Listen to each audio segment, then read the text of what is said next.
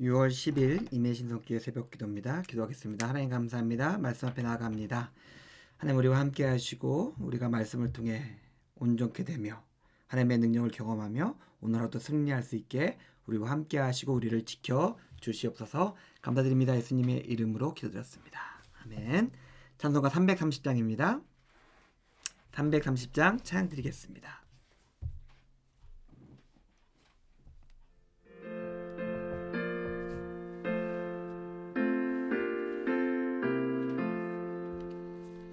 어두운 밤 시대리니 내 직분 지켜서 잔이슬 맺힐 때에 일찍 일어나 해 돋는 아침부터 힘써서 일하라. 일할 수 없는 밤이 속히 오리라. 어두운 밤 시대리니 내 직분 지켜서 일할 때 일하면서 놀지 말아라. 낮에는 수고하나 쉴 때도 오겠네. 일할 수 없는 밤이 속히 오리라. 어두운 밤 시대리니 내 직분 지켜서 지는 해 빗긴 볕에 힘써 일하고 그 빛이 닿아여서 어둡게 되어도 할 수만 있는 대로 힘써 일하라. 마가복음 10장에서 말씀 보겠습니다. 마가복음 10장 13절입니다. 마가복음 10장 13절에서 16절까지 말씀입니다. 사람들이 예수께서 만져주심을 바라고 어린 아이들을 데리고 오매 제 아들이 꾸짖거늘 예수께서 보시고 노하시어 이르시되 어린 아이들이 내게 오는 것을 용납하고 금하지 말라. 하나님의 나라는 이런 자의 것이니라. 내가 진실로 너에게 이르노니 누구든지 하나님 나라를 어린 아이와 같이 받들지 않는 자는 결단코 그것에 들어가지 못하리라 하시고 그 어린 아이들을 안고 그들 위에 안수하시고 축복하시니라. 아멘. 그 이야기의 톤이 갑자기 좀 변합니다. 예수님께서 앞에서는 좀 약간 좀 심각한 얘기를 하시다가 갑자기 톤이 바뀌어가지고 어린아이들이 예수님께 나옵니다. 정확히 말하면 어린아이들이 아니라 그 부모들이 아이들을 데리고 와서 예수님께 만져주시고 뭐 축복 받기 원했던 것 같습니다. 그 당시에도 좀 유명한 그리고 권위 있는 그 선생들에게 이렇게 축복받고 기도받는 것이 좀 일반적인 일이어가지고 이 자체는 아무런 문제가 없습니다. 그런데 제자들이 꾸짖는다고 얘기했어요.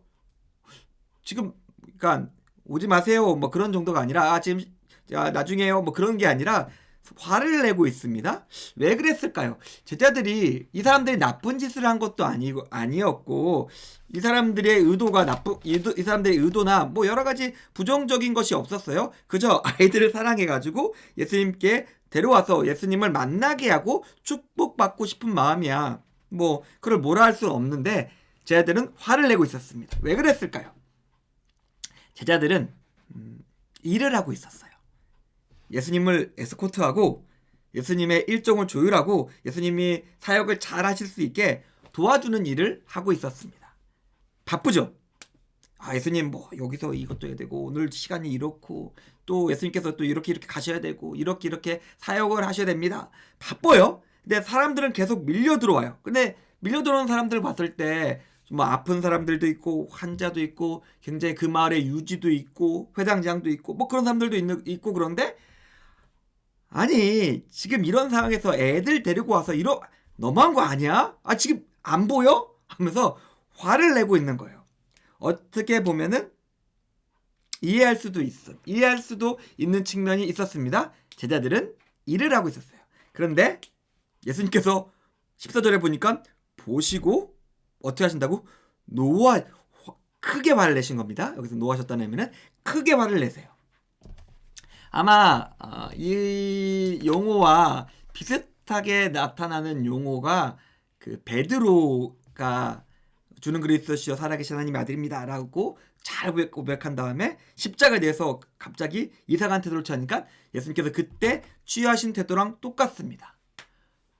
너가 지금 하나님 나라를 망치고 있다. 너 지금 무슨 말 하지 못한다 라고 하면서 화를 내실 때 그 예수님의 모습과 감정과 똑같다고 보시면 됩니다. 그 당시에 베드로는 메시아에 대해서 잘못 생각하고 있었습니다. 메시아에 관해서 틀렸어요. 승리하는 메시아, 정복하는 메시아, 우리를 데리고 다 예루살렘에 입성해서 그 높고 찬란한 자리에 올라가시고 우리 또한 그렇게 올라가는 뭐 그런 잘못된 생각을 가졌을 때 예수님께서 화를 내셨습니다. 동일하게 지금 화를 내고 계세요. 뭘까요? 너희들이 잘못 생각하고 있다. 너희들이 잘못 알고 있다. 하나님의 나라는 그런 것이 아니고 그 앞에 베드로가 메시아 관이 잘못되었다면 지금 제자들은 그 제자로서의 정체성, 하나님을 따르고 하나님 나라를 만들어가는 사람으로서의 정체성이 잘못되어 있다. 어떤 것일까요? 용납하고 그러니까 일을 하는 것이 아니라 사람들을 섬기며 사람들을 만나며 사람들을 세우고 사람들을 축복하고 사람들을 가르쳐야 되는데 너희가 하는 거는 일하고 있다.